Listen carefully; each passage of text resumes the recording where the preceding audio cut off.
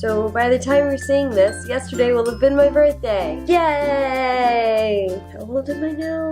I've realized that slowly and slowly, after having turned 21, my age does no longer matter.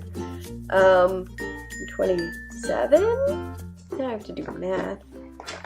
Alright, 27. I was right. Okay. What I would have told myself 10 years ago, when I was 17, I was in high school, and I was terrible at all of the social things. I was friends with, like, the outcasts, basically, because there was like the emo kid group that hung out in the hallway and were very well known for smoking weed. That was not my group. And there was the goth group that hung out next to the trash can that, you know, had more than this makeup on all the time. That was closer to my group. My group sat kind of next to those guys, you know, partially including, but not really including those guys. And we were just like the mismatch of people that didn't actually fit anywhere. That was my group, because I did not know how to social, and neither did any of they. Dear 17-year-old me.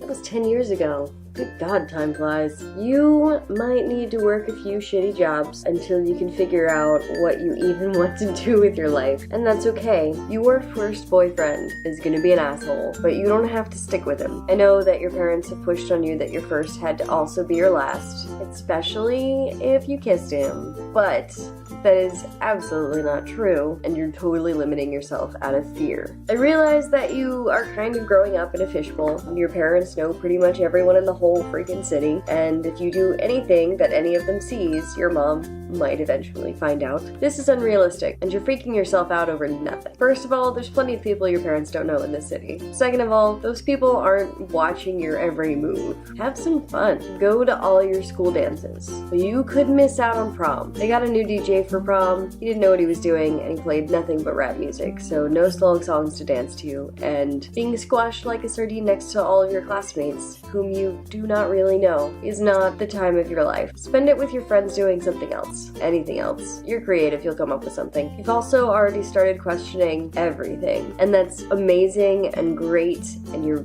very intelligent for doing so. However, not everybody has an answer, and most of their answers are going to be disappointing. It's best to do your own research. This is one of those things that your parents always told you, and you just try to slide by without doing it. But doing your own research really is the way to go. It's amazing though. I don't think your parents quite figured that one out yet either. Drink some water sometime, anytime. You can't live on soda alone. I realize that water tastes really bland to you, and you really don't want to drink it, and you take like 3 sips and give up on it entirely, but 3 sips is better than nothing. Start there. Also, try not to worry about missing an episode or 2 on TV so much. Eventually it'll all end up on Netflix, except for So Weird. Watch that shit.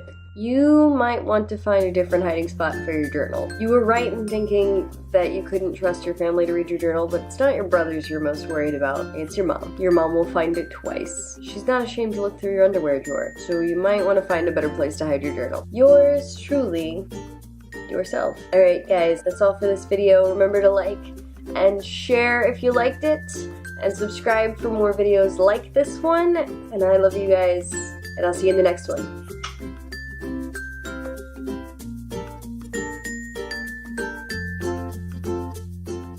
That's a lot of ands.